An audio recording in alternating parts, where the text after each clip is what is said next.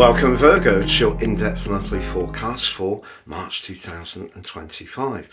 I'd like you to think back to last September the 18th. Then there was a lunar eclipse in the sign of Pisces. Well, this month on the 14th we get the mirror of that event, the second in a series. This time it's in your sign, but we have on the other side of the heavens the combination of the Sun but also Saturn, and that's a critical event for the next 6 months, because if you recall, on the 11th of January the true nodal axis switched north through to Pisces, south through to Virgo, and this throws up a conundrum for all of us to make a better balance between the practical and very systematic part of your nature and the more emotional, spiritual and watery energies of the sign of Pisces. But in your case, that particular eclipse is parked up in your 7th house. In traditional astrology, that's the sector of open enemies. So that's the people we have to deal with. We may not necessarily see them as outright opponents, but it could be, say, a boss that we're not that keen on working for, an organisation that, yeah, it pays the bills, but it doesn't inspire us. It could be even someone in the family or someone in our group of friends who always seems to have that little biting comment that can be quite wounding.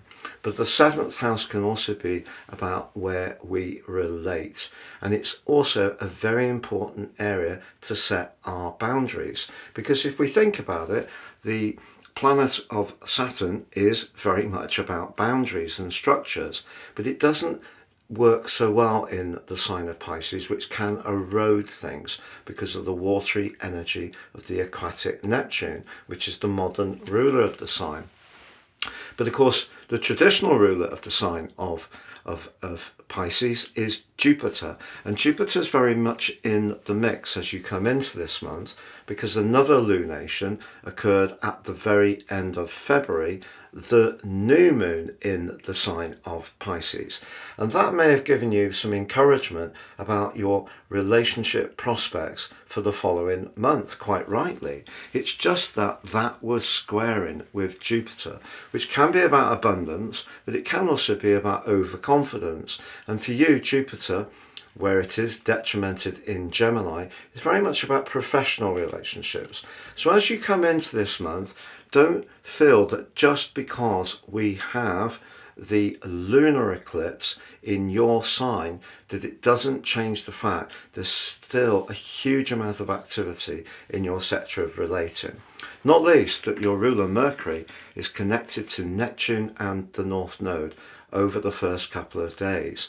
If you've got planets late in the sign of Virgo, that could create some confusion, because the energies of Neptune can be very opaque, classic smoke and mirrors. There may be someone that you found rather mystical, alluring, but in some ways a little bit unavailable and not quite sure to know what to do about them.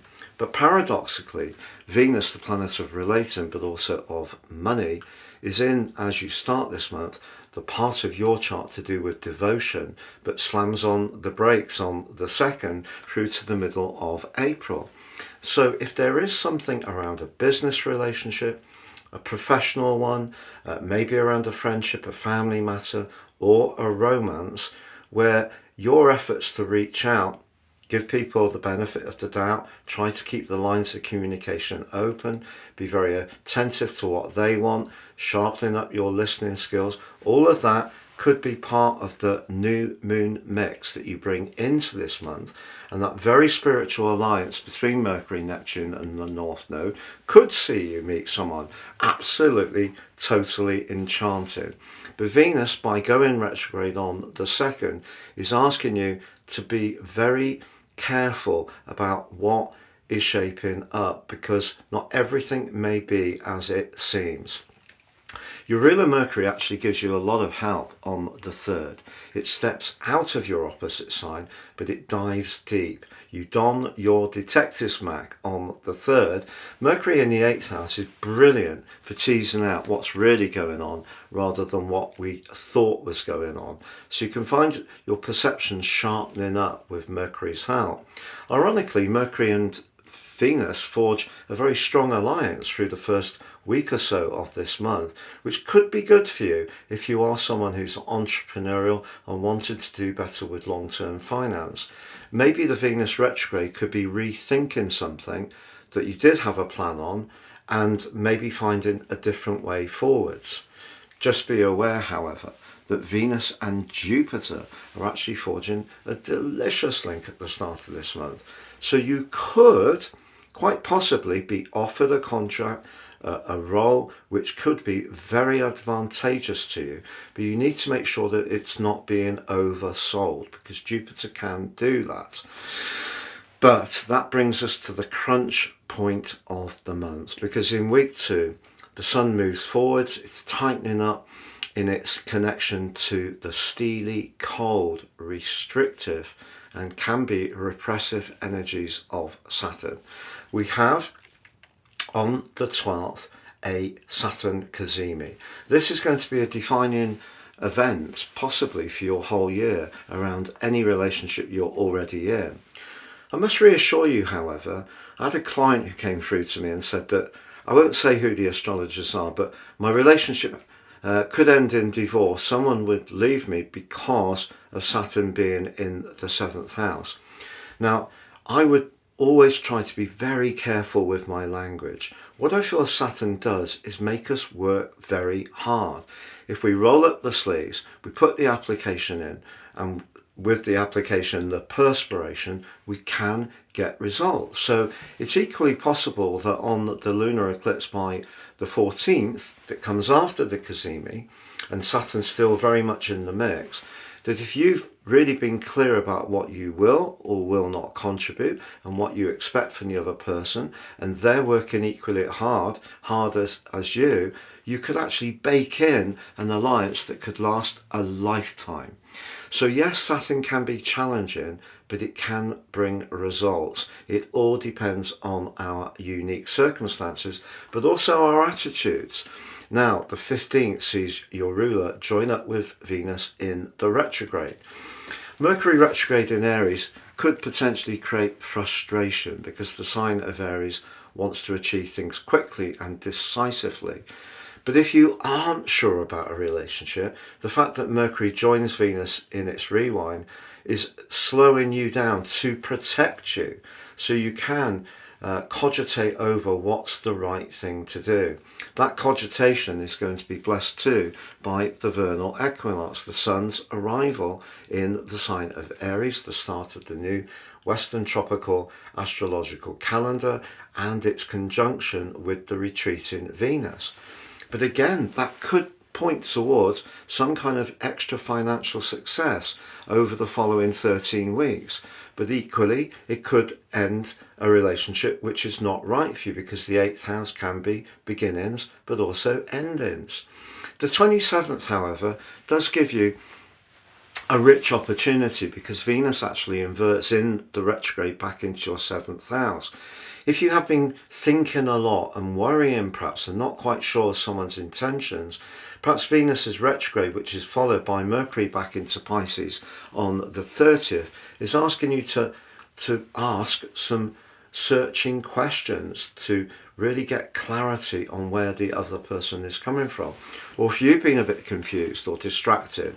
So a relationship could bond in this month, or it could break down, or there could be something that breaks down but then bonds together again. Inevitably, because of the North Node in the mix, some people will ask, is an old flame going to come back into my situation? I don't think it's impossible. Mars, the planet of action and of course of lust, forges a very decisive link with Uranus in week 3. That could see something happen very, very fast. And it may be linked to a friendship, it may be linked to a vacation, a sudden instant connection on a night out. And because of the 8th house energy that's fermenting at the end of this month, that can be quite lusty. And that's emphasized by the final solar eclipse in the sign of Aries within this eclipse series of the 29th. But that's very, very close to Neptune, the planet of magic, the planet of dreams, the planet of compassion, but also the planet of distortion. So because that Neptunian conjunction, even though it's just disassociate, Neptune arrives on the 30th, the day after, suggests if something isn't working that you wanted to be very committed, it could dissolve over the following 6 months. Saturn's going to remain in your 7th house of relating through to the 26th of May. But you know, when it goes into Aries, it's in its fall. And also the 8th house can be endings. So we can't see that as a panacea. It'll be there through to the end of August. It's going to come back into your 8th house early next year. But I feel that essentially from September onwards to the end of the year, and from now through to the 26th of May, you're really being asked to get much clearer about what it is you want in those connections. So even if you do have to at some level compete or connect with people you find a bit awkward to be with, part of life, Saturn can help you to work at your strategies to make it more effective in how you have those connections, but also how to protect yourself. In other words, where to say no. Because I feel Neptune in your 7th house since 2012 full time has probably, apart from 2012 itself when the North Node was last in that area, it's probably at times made it quite difficult to say no. But it also may have created some magical connections, as much as ones that may have hugely disappointed you, because that's what Neptune does. So by the end of this month, you may have gone on quite a journey in understanding what the whole relationship dynamic is.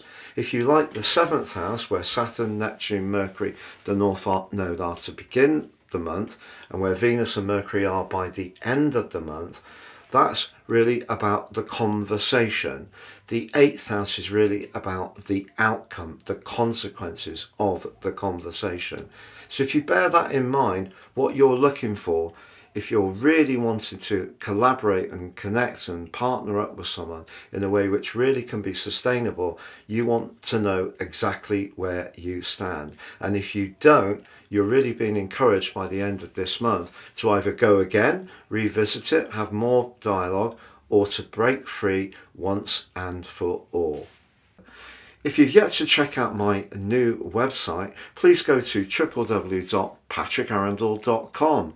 You can grab yourself my special offer of your combination reports, of your life roadmap report, the most important document anyone could ever read, that helps us to understand the patterns that are played out in our existence so far, but also your 12 months transit report as well. And there's 30% off.